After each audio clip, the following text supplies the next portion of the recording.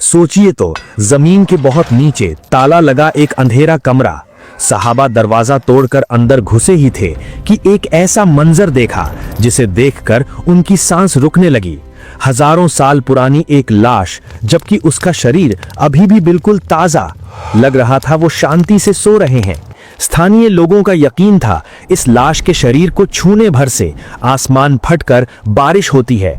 लेकिन लाश की उंगली की अंगूठी पर क्यों दो खूंखार शेरों का एक बच्चे को प्यार करने का अजीब चित्र बना था। सबसे बड़ा रहस्य तो तब पैदा हुआ जब इस्लाम के खलीफा हजरत उमर रजी अल्लाह ने हुक्म दिया था, इस लाश को एक ऐसी जगह दफन करो ताकि कयामत तक कोई इंसान इसका पता ना लगा पाए।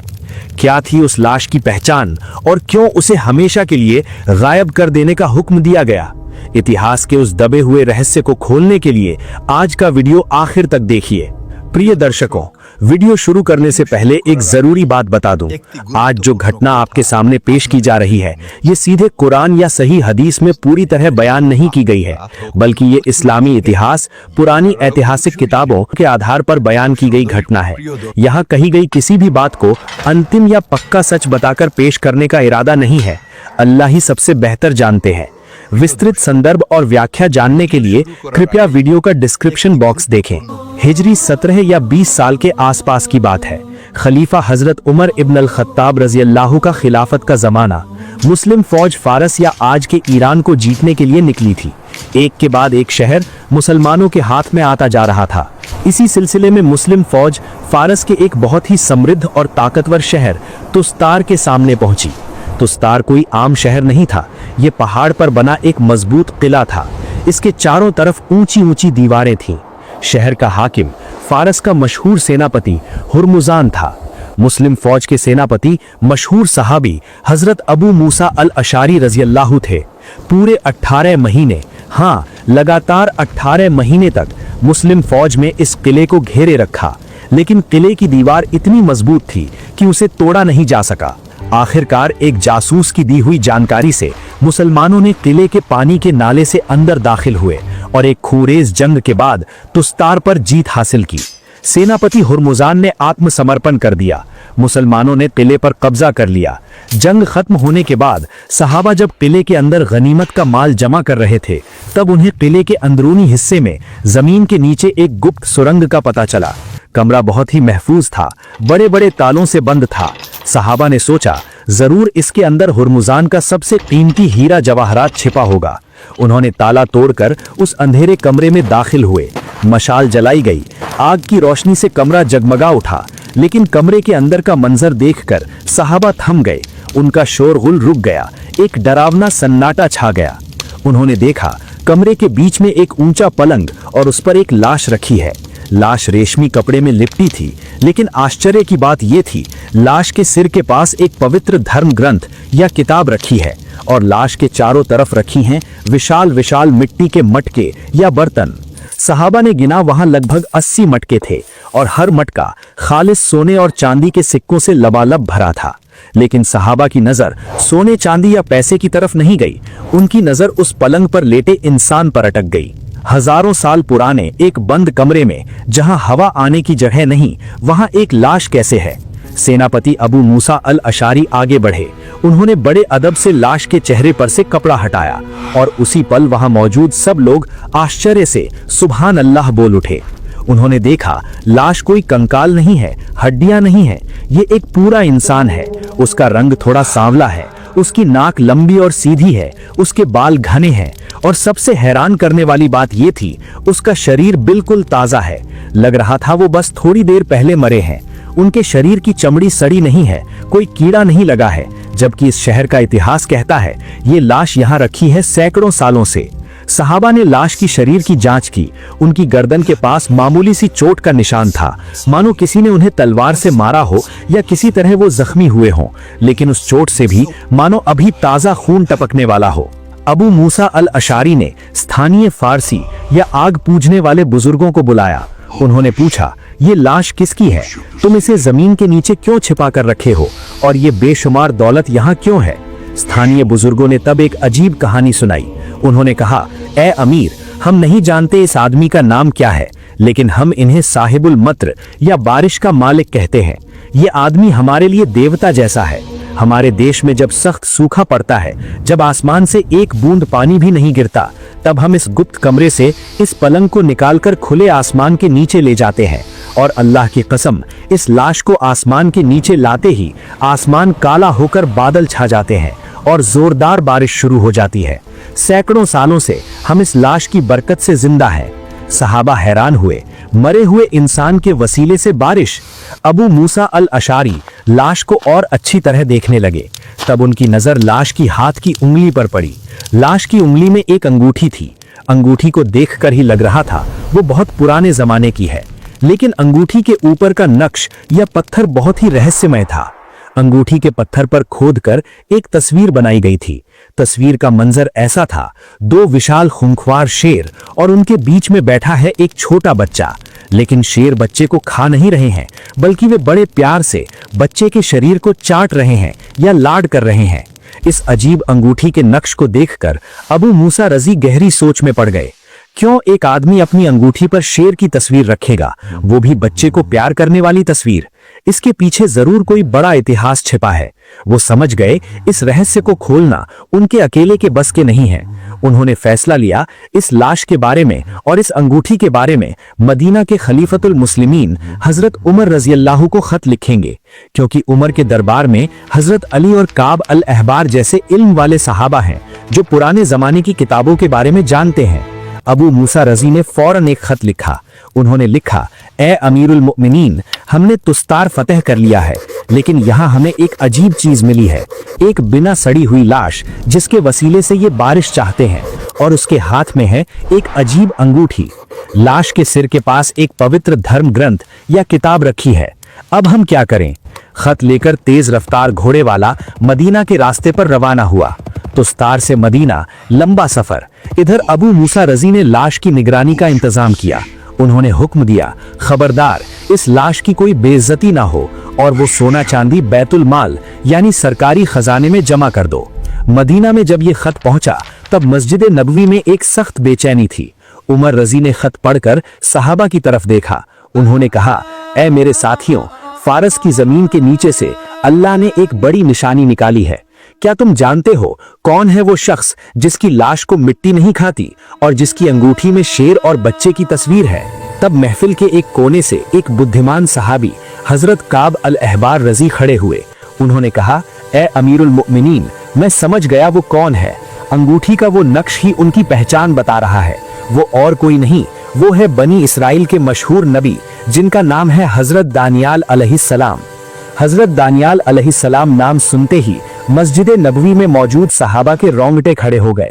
हजरत उमर गहरी तवज्जो से काब अल अहबार की तरफ देखा।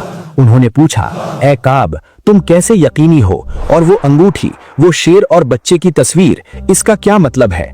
क्या इसके पीछे कोई इतिहास है? काब अल अहबार रजी तब आंखों के आंसू पोंछकर वो हजारों साल पुराना रोंगटे खड़े कर देने वाला इतिहास सुनाए। उन्होंने कहा, ए अमीरुल मुमिनीन, ये अंगूठी ही उनकी पहचान है। बहुत साल पहले बनी इसराइल पर जब जालिम बादशाह बख्त नस्सर या नेबुकदनेस्सर ने हमला किया था, तब उसने नमरूद और फिरौन की तरह ही एक सपना देखा था। ज्योतिषियों ने उसे बताया था, बनी इसराइल में एक ऐसा बच्चा पैदा होगा जो तुम्हारी बादशाहत तबाह कर देगा। ये सुनकर उस पत्थर दिल बादशाह ने हुक्म दिया, बनी इसराइल के घर में जितने भी लड़के पैदा होंगे सबको मार डालो। शुरू हुआ एक बेरहम कत्लेआम। ठीक उसी वक्त हजरत दानियाल अलैहिस्सलाम का जन्म हुआ। उनकी माँ बेबस थीं। उन्होंने देखा जल्लाद घर घर तलाशी ले रहे हैं। उन्होंने अपने बच्चे को बचाने का कोई तरीका न पाकर अल्लाह पर भरोसा करके एक सख्त फैसला लिया। उन्होंने बच्चे को एक कपड़े में लपेटकर जंगल के अंदर एक शेर की गुफा के सामने रख दिया। उन्होंने सोचा, इंसान के हाथों मरना या शेर के पेट में जाना दोनों एक ही हैं, लेकिन अगर अल्लाह चाहेंगे तो वो बचा लेंगे। माँ रोती रोती चली आई। कुछ दिनों बाद जब हालात थोड़े शांत हुए, माँ चुपके से उस जंगल में गई। उन्हें उम्मीद थी शायद उन्हें अपने बच्चे की हड्डियां मिले, लेकिन गुफा के पास जाकर उन्होंने जो मंजर देखा उसे देखकर हैरान रह गईं। उन्होंने देखा उनका वो खूबसूरत बच्चा गुफा के सामने खेल रहा है और उसे घेरे बैठे हैं दो विशाल खूंखार शेर। लेकिन शेर उसे खा नहीं रहे हैं, बल्कि माँ की तरह बहुत प्यार से अपनी जबान से बच्चे का सारा जिस्म चाट रहे हैं और उसे लाड़ कर रहे हैं। अल्लाह ने उन हिंसक जानवरों के दिल में दया डाल दी थी। दानियाल अलैहिस्सलाम बड़े होकर अल्लाह के नबी बने और अल्लाह की इस चमत्कारी मदद को याद रखने के लिए उन्होंने अपनी अंगूठी के पत्थर पर वो दृश्य खोद कर रखवाया था, 2 शेर और एक बच्चा। इसलिए ये अंगूठी साबित करती है कि तुस्तार की वो लाश अल्लाह के नबी दानियाल अलैहिस्सलाम की है। ये घटना सुनकर हजरत उमर रजी अल्लाह और मौजूद सहाबा जज्बाती हो गए।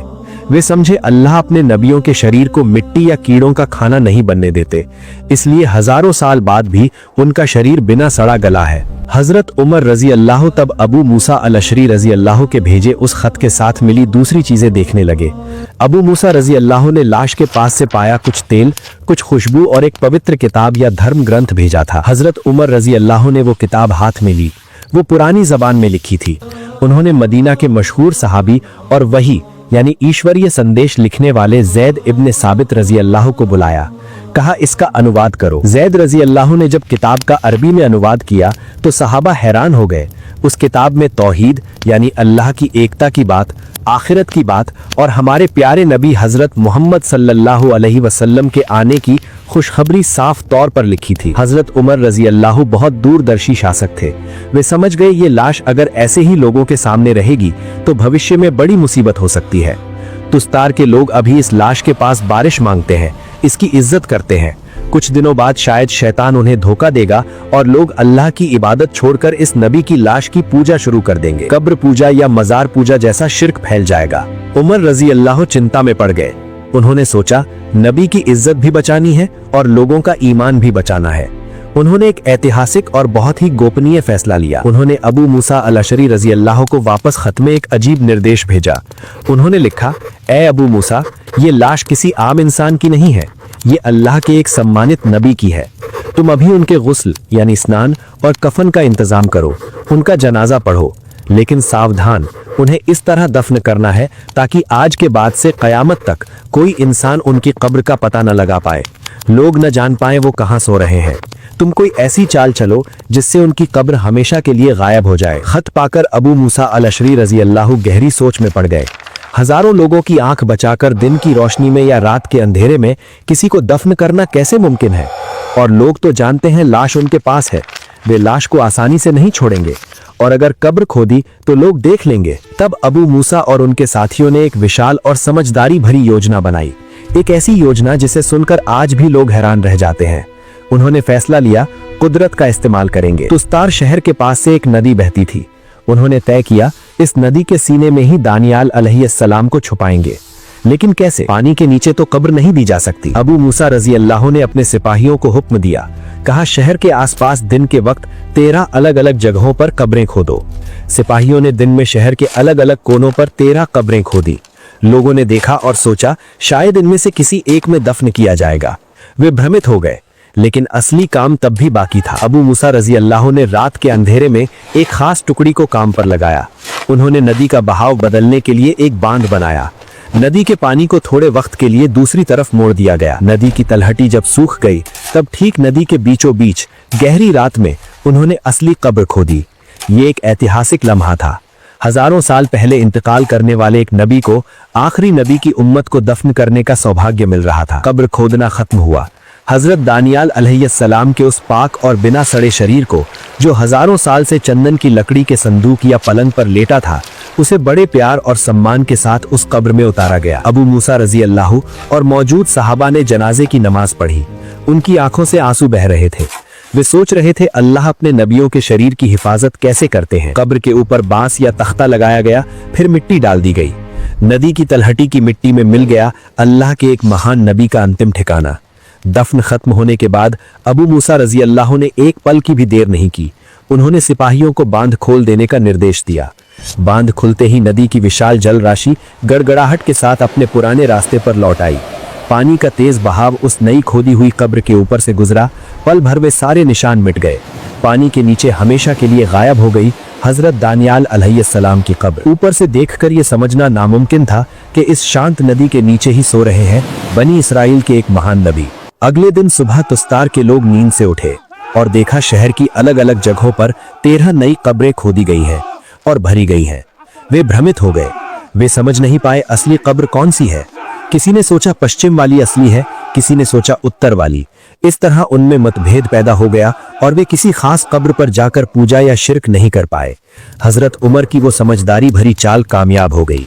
शिर्क का रास्ता हमेशा के लिए बंद हो गया और वो 80 मटके सोना चांदी वो बैतुल माल या सरकारी खजाने में जमा कर दिया गया, जिसका इस्तेमाल गरीबों की भलाई के लिए हुआ।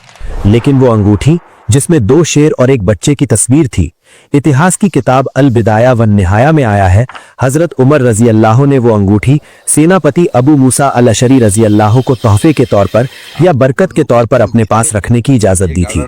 बाद में लोगों ने अबू मूसा रजी अल्लाह के हाथ में वो ऐतिहासिक अंगूठी देखी थी। आज का ये वीडियो खत्म करने से पहले आइए हम थोड़ा सोचें। ईरान के तुस्तार शहर से बहने वाली वो नदी आज भी शायद मौजूद है, लेकिन उसके नीचे छिपा वो राज कोई नहीं जानता। ये घटना हमें 3 बड़े सबक देती है। पहला सबक, नबियों का मर्तबा। हजारों साल गुजर गए, सल्तनतें तबाह हो गई, मिट्टी पत्थर हो गई, लेकिन नबी के शरीर को एक खरोच भी नहीं लगी। हदीस शरीफ में रसूल सल्लल्लाहु अलैहि वसल्लम ने फरमाया है, यकीनन अल्लाह ने मिट्टी के लिए हराम कर दिया है नबियों के जिस्म को खाना। ये घटना उसका आंखों देखा सबूत है। दूसरा सबक, शिर्क से बचने की सावधानी। हजरत उमर रजी अल्लाह जानते थे कि नबी की कब्र का सम्मान करना अच्छा है, लेकिन कब्र को सिजदे की जगह या मजार बनाकर पूजना शिर्क है। उन्होंने नबी की कब्र को छुपाकर हमें सिखाया कि तौहीद या अल्लाह की एकता को बचाना कितना जरूरी है। जज्बात से ज्यादा ईमान बड़ा है। तीसरा सबक, अल्लाह की मदद। छोटे बच्चे दानियाल को अल्लाह ने भूखे शेर के मुंह से बचाया था। फिर मौत के हजारों साल बाद उन्हें इज्जत से दफन करने के लिए दूर मदीना से मुस्लिम फौज भेजी थी। अल्लाह अपने प्यारे बंदों को कभी नहीं भूलते, चाहे वो दुनिया में हो या जमीन के नीचे। प्रिय दर्शकों, इतिहास के इस धूल भरे पन्ने से हमने एक अविश्वसनीय सच जाना। वो नदी आज भी शायद फुसफुसाकर उस शेर और बच्चे की कहानी सुनाती है। आइए हम अपने ईमान को शिर्क से पाक रखें और अल्लाह और उनके नबियों से प्यार बनाए रखें।